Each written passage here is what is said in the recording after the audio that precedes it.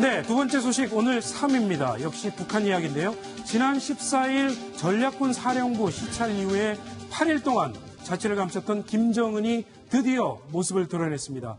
김정은이 우리 군 최전방인 GOP 1km까지 잠행을 했다. 이런 사실도 드러났습니다. 신석호 부장, 네. 북한 조선중앙통신이 보도를 했는데요. 어디에 나타났습니까? 예, 그렇습니다. 김정은이 14일 날 전략군 사령부에 나타났죠. 그래서 괌을 타격하는 그 지도를 이렇게 공개하면서 도발했는데 네. 8일 만에 국방과학원 화학재료연구소를 시찰. ICBM이 공중을 날아서 대기권을 나갔다가 다시 들어오는 그 재진입을 하게 되죠. 네. 네, 탄두부에 필요한 재질 그리고 ICBM의 추진체, 연료 개발, 특히 고체 연료를 개발하는 그 두 가지를 특별히 중점을 둬서 시찰을 네. 이렇게 보도를 했습니다. 그렇군요. 김정은이 꽝꽝 만들어라 뭐 이런 표현을 했다고 하는데 여기서 얘기하는 고체 로켓 발동기 그리고 로켓 전투부 첨두 저는 상당히 생소한 용어입니다. 네. 어떤 네. 재료들입니까? 발동기란 말은 엔진이니까 네. 고체 로켓 엔진을 만들고 그다음에 이제 그 대기권 재진입할 때 뭐 7,000도에서 8,000도 정도는 고열을 이길 수 있는 첨단 소재가 필요한데 그 첨단 소재를 꽝꽝 만들라, 많이 만들라 이런 뜻이기 때문에 저건 말이죠. 기본적으로 봤을 때 저거는 김정은이가 미국을 압박하기 위한 저는 그런 얘기가 아닌가 저는 생각을 합니다. 네, 그렇군요. 손승숙 국장, 네. 이 8일 만에 공개 활동을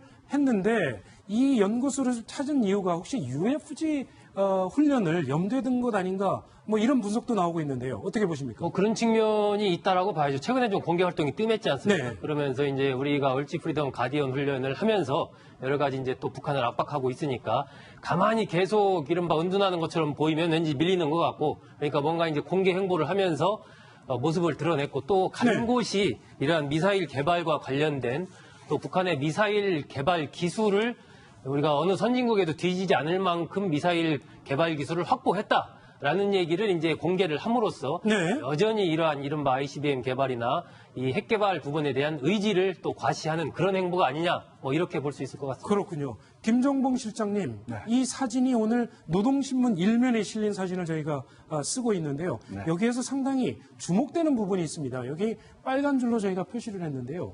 북극성 3이라고 표시가 되어 있는 네. 이게 언론에 처음 등장한 용어라면서요. 뭡니까 저게?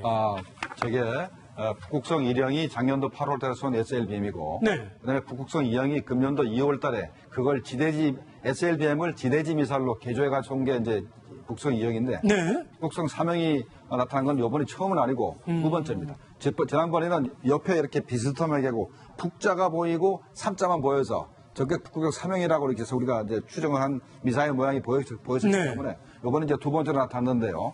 저거는 요번에 저거 말고 다른 사진을 보면은 네. 북극성 3형으로 추정되는 연료통이 나옵니다. 아, 그래요? 연료통이 나오기 때문에 그걸 보는 전문가에게가 지난번에 북극성 1형보다도 직경이 좀 넓다.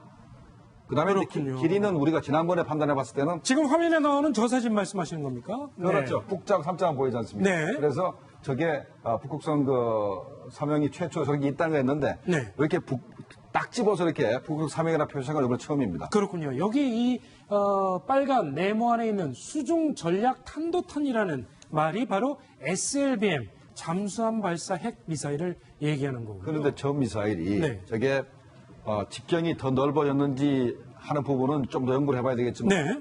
직경이 더 넓어지고 길이가 짧아졌다는 얘기입니다. 길이가 한 2m 정도 짧아졌거든요. 네. 원래 북극성 1형보다 길이가 짧아졌기 때문에 우리는 사거리가 줄어들 줄 알았는데 직경이 넓어졌다는 얘기는 사거리가 거의 같다는 얘기고 그다음에 원래 신포급 잠수함에서 하나밖에 발사를 못 하게 그렇죠. 되는데 짧아지면은 몇 개 더 실을 수 있다는 두세 개 정도 실을 수 있다 네. 이런 얘기죠. 그러면 이제 더 무서워지는 거죠. 그렇군요. 신석호 부장 또 한 가지 오늘 새로 알려진 사실이요.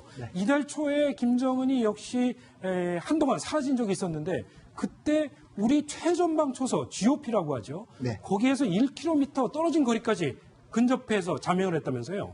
그렇습니다. 우리 복수의 정보 소식통에 따른 거니까 이건 상당히 사실일 가능성이 높고요. 네. 그 김정은의 동태를 24시간 관찰하고 있기 때문에 14일 날 전략군 사령부에 나타나기 전입니다. 그러니까 이달 초순이니까요. 그때 중부전선의 연천 지역에 우리군 초소 GOP라 그러죠. 네. GOP에서 1km 정도 떨어진 곳까지 내려와서 시찰하고 왔다. 아하. 근데 그때를 시기적으로 보면요. 북한이 7월 4일 날 화성 14형을 1차 발사를 하고 그렇죠. 7월 28일 날 2차 발사를 하지 않습니까? 네. 그래서 유엔 안보리가 소집되고 미국과 북한의 또 한 번 8월 위기설이라는 그런 충돌 직전까지 가는 그 초입입니다. 그렇죠. 그 초입에 김정은은 몰래 우리 휴전선 부근까지 내려와서 군대를 다독이고 갔다라는 게 우리 정보 당국이 파악하고 있는 내용입니다. 김정봉 실장님, 이 사실을 두고 우리 정보 당국에서는 혹시 북한이 우리 최전방 전선에서 어떤 도발을 가하기 위해서 작전을 세우고 간 것 아니냐 이런 분석도 하고 있던데 그렇게 볼 수 있을까요? 네, 가능성이 있던 얘기죠. 네. 그러나 또 반대로 북한군이 최근 들어서 기강이 해이져가지고 이 전선에도 탈북자가 막 생기고 네. 또 북한군이 사실 굉장히 요새 어렵습니다. 그 식량도 제대로 공급 못하고 네. 뭐 연간 10년 동안 군대 생활하면서 실탄을 몇 발 못 쏴보고 이렇게 세대할 정도로 굉장히 열악하기 때문에 네. 나름대로 기강회의를 단속하고 그다음에 사기를 진작시키기 위해서 갔을 가능성도 하나 있고 네. 또 하나는 반대로 2015년도 8월 4일 날 목함지대 도발 사건이 있었지 않습니까? 네. 그런 식으로 해서 현재 미국에 대해서 괌을 갖다가 포위 사격을 한다고 큰 소리 쳤지만 미국을 상대로 해서 전쟁하기 너무나 힘드니까 우리 한국에 대해서 전방에서 도발을 해가지고 평화를 희구하는 마음을 더 만들어가지고 일단은 미국하고 협상의 계기를 만들는 거 아닌가 이런 생각도 우리가 해볼 수 있는 거예요. 그렇군요. 신석호 부장, 오늘 또 동아일보에 이런 기사가 실렸습니다. 미국이 북한을 지원하는 중국과 러시아 기업을 추가 제재하겠다. 이런 소식이 들렸는데 올 들어서 벌써 네 번째입니다. 미국이 상당히 북한을 경제적으로도 옥죄기 위해서 횡보를 빨리 하고 있다. 이렇게 해석이 되고 있는 것 같습니다. 그렇습니다. 트럼프 행정부가 지금 북한에 대해서 전쟁 불사 발언까지 하다가 또 네. 대화할 수 있다 이렇게 최고의 압박과 최고의 대화제 이렇게 하면서 북한에 지금 어를 빼는 거지 않습니까? 네. 그래서 북한을 좀 흐트러뜨리려고 하는데 그러면서도 일관되게 하고 있는 거는 제재를 계속 강화하는 겁니다. 네. 그거는 유엔 안보리를 통한 제재를 강화했죠. 이거는 미국 정부의 독자적인 제재인데 특히 이번 제재 대상에는 중국과 러시아, 싱가포르 이런 나라들이 포함되어 있습니다. 그렇군요. 중국과 러시아가 어떤 나라입니까? 유엔 안보리의 제재안에 서명한 안보리 상임이사국아닙니까? 그렇죠. 당신네들이 유엔 안보리 결의안에 서명하면서 당신네들 기업과 개인들은 지금도 북한의 핵가발을 할 수 있는 그런 도와주는 거래를 하고 있다라는 것을 대외적으로 공개하는 거죠. 네. 중국과 러시아가 좀 정신 차려라. 그렇게 이율배반적인 행동을 하지 말고 좀 더 진정성 가지고 북한을 제재하라. 라는 그런 그렇군요. 강한 메시지를 보낸다고 볼 수 있습니다. 근데 중국, 러시아가 이런 미국의 제재 조치에 대해서 당연히 반발하지 않을까요? 네, 반발을 하죠. 네. 반발을 하고 또 중국 입장에서는 벌써 미국의 제재 때문에 상당한 재정적 손실을 봤다고 이제 엄살을 좀 부리고 있고 네. 또 미국은 중국 기업에 대해서 1,100만 불짜리 좀 소송을 제기한다고 그러고 있거든요. 네. 그런데 이제 중러가 일단 반발을 하더라도 미국이 하겠다면 하는 것이기 때문에 현재 문제는 거기 있는 것이 아니고 네. 미국이 현재 북한에 대해서 강력한 제재를 하고 또 중로를 또 이렇게 압박을 하고 해서 원하는 건 대화거든요. 그게 이제 오늘부터 나오기 시작했는데 틸러슨